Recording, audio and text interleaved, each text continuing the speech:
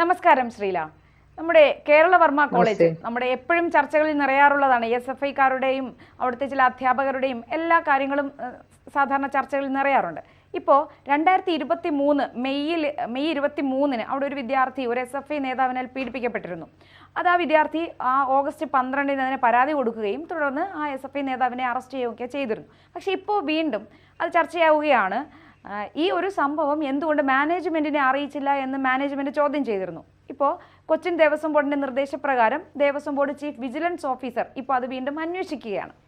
നമുക്ക് വീണ്ടും SFIയുടെ ഈ ഒരു ധാർമ്മികതയെപ്പറ്റി നമ്മൾ ചർച്ച ചെയ്യണം. ഈ സ്ത്രീ വിമോചനം, സ്ത്രീ പുരോഗമനം, ഇതിനെക്കുറിച്ചെല്ലാം വാതോരാതെ സംസാരിക്കുന്നവരാണ് ഈ ഇടതുപക്ഷ പ്രസ്ഥാനങ്ങൾ. അപ്പോൾ ഇടതുപക്ഷ പ്രസ്ഥാനത്തിൻ്റെ സംഘടനയായതുകൊണ്ട്, വിദ്യാർത്ഥി സംഘടന ആയതുകൊണ്ട് SFIയും ഈ വിദ്യാർത്ഥികളുടെ ഉന്നമനത്തിന് വേണ്ടി പ്രവർത്തിക്കുന്നവരാണല്ലോ.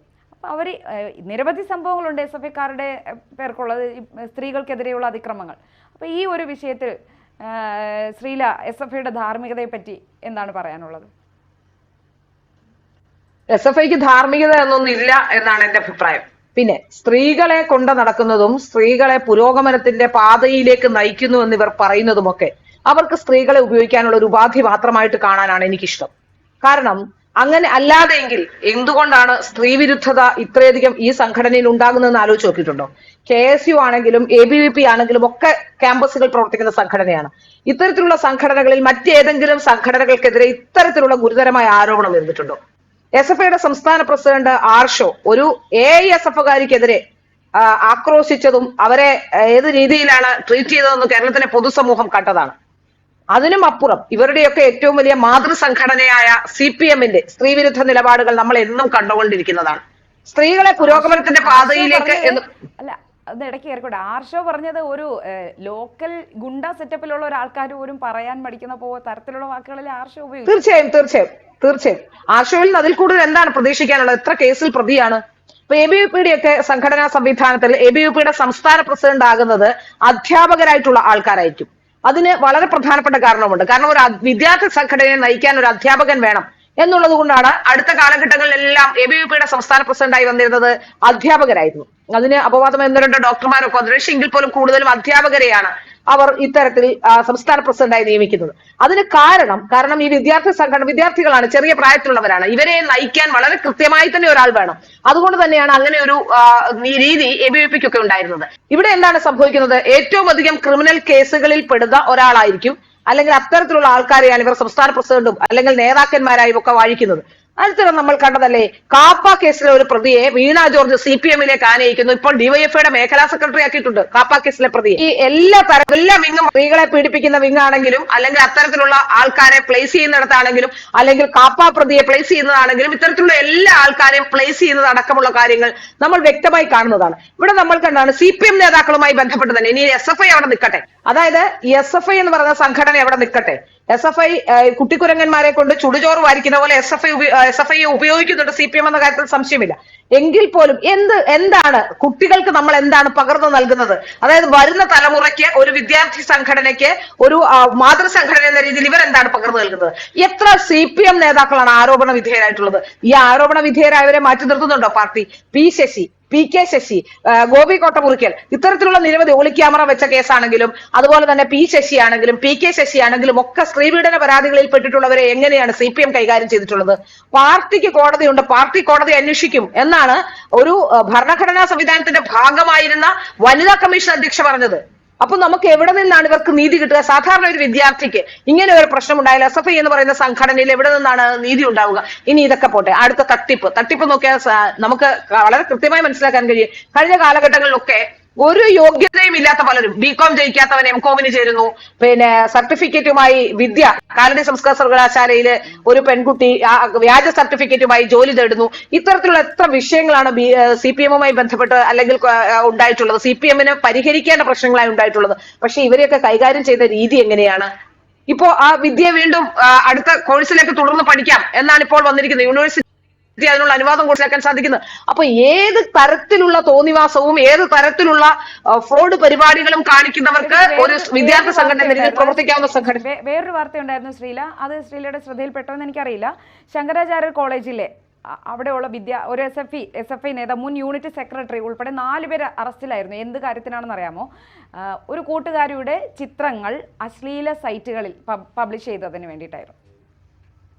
അതെ, തീർച്ചയായും ഇത്തരത്തിലുള്ള നിരവധി കേസുകൾ വരുന്നുണ്ടെന്നേ. ശാസ്താംകോട്ടയിൽ ഒരു ദളിത് ആ പെൺകുട്ടിയെ പ്രണയം നടിച്ച് ഉപയോഗിച്ച ശേഷം 9 ലക്ഷം രൂപയാണ് അവരുടെ അമ്മയുടെ UPI പേയ്മെന്റ് വഴി 9 ലക്ഷം രൂപ പെൺകുട്ടിയുടെ കയ്യിൽ നിന്ന് പലപ്പോഴായി തട്ടിയെടുത്തിട്ടുണ്ട്. ഈ അടുത്ത കാലത്ത് വന്ന മറ്റൊരു പ്രധാനപ്പെട്ട കേസാണ്. SFIയുടെ ഉത്തരവാദിത്വമുള്ള ഒരാളാണ്, പേര് ഞാൻ മറന്നു, വിപിൻ ആണെന്ന് തോന്നുന്നു പേര്.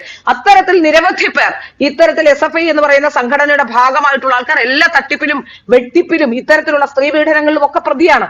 ഇവരെയൊന്നും ഈ സംഘടന മാറ്റി നിർത്തുന്നില്ല എന്നുള്ളതാണ് ഏറ്റവും പ്രധാനപ്പെട്ട കാര്യം. അഥവാ മാറ്റി നിർത്തിയാലും വളരെ കുറച്ചു കാലത്തേക്ക് മാറ്റി നിർത്തുകയും പിന്നീട് സംഘടനയിലേക്ക് വീണ്ടും അവരെ പ്രവർത്തിക്കാൻ അനുവദിക്കുകയും ചെയ്യുന്ന പതിവാണ് CPIക്കും CPM-നും കാലാകാലങ്ങളിലായി CPM-നുള്ള പതിവ് അത് തന്നെയാണ്.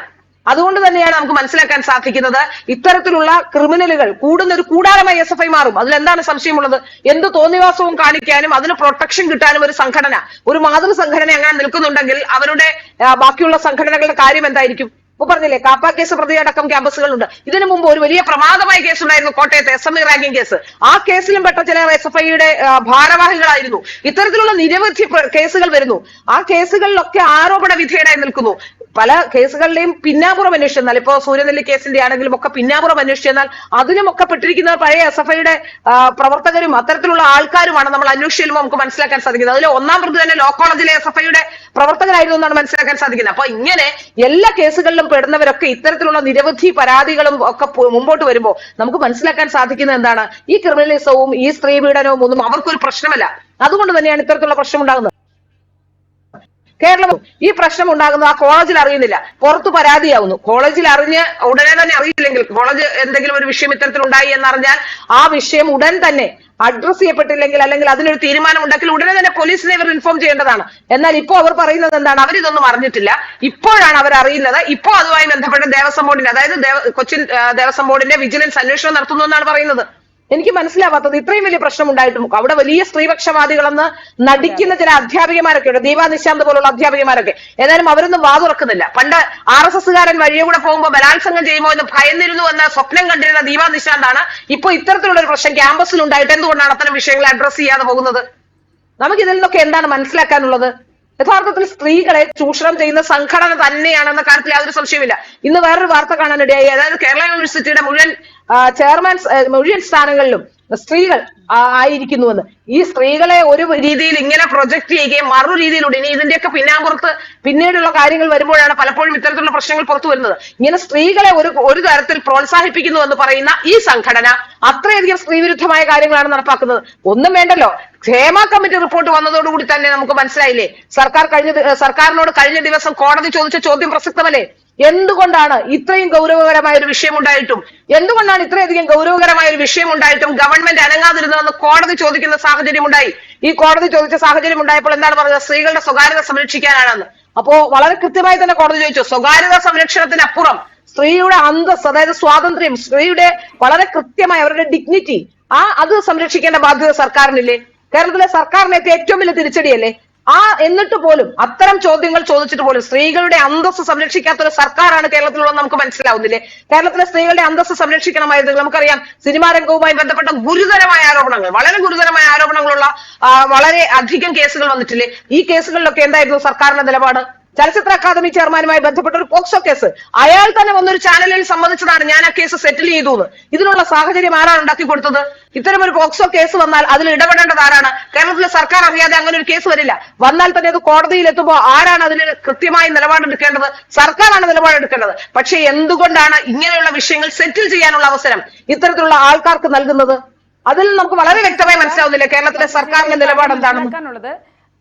അതായത് പഴയ കാലങ്ങളിൽ SFIയുടെ ഈ അരാജകത്വവും എല്ലാം വിദ്യാർത്ഥികളെ ആ സംഘടനയിലേക്ക് ആകർഷിക്കുകയും അവരെ യൂസ് ചെയ്യുകയും ചെയ്യുമായിരുന്നു. അത് തന്നെയാണ് നടന്നിട്ടുണ്ടായത്. പക്ഷേ ഇപ്പോൾ യുവതലമുറ കുറച്ചൊക്കെ മാറി ചിന്തിക്കുന്നവരാണ് എന്ന് നമുക്ക് പ്രതീക്ഷയുണ്ട്. കാരണം ഇത്തരത്തിലുള്ള ഈ ഇരട്ടത്താപ്പുകളും കുട്ടികളെ ചൂഷണം ചെയ്യുന്നതെല്ലാം മനസ്സിലാക്കാനുള്ള ബുദ്ധി ഇപ്പോഴത്തെ കുട്ടികൾക്ക് ഉണ്ട് എന്ന് തന്നെയാണ് നമുക്ക് മനസ്സിലാക്കാൻ കഴിയുന്നത്. ചർച്ചയിൽ പങ്കെടുത്തതിന് നന്ദി ശ്രീല. കൂടുതൽ വാർത്തകളും വിശേഷങ്ങളും നിങ്ങളിലേക്ക് എത്താൻ ABC മലയാളം സബ്സ്ക്രൈബ് ചെയ്യുക, ബെൽ ബട്ടണും അമർത്തുക.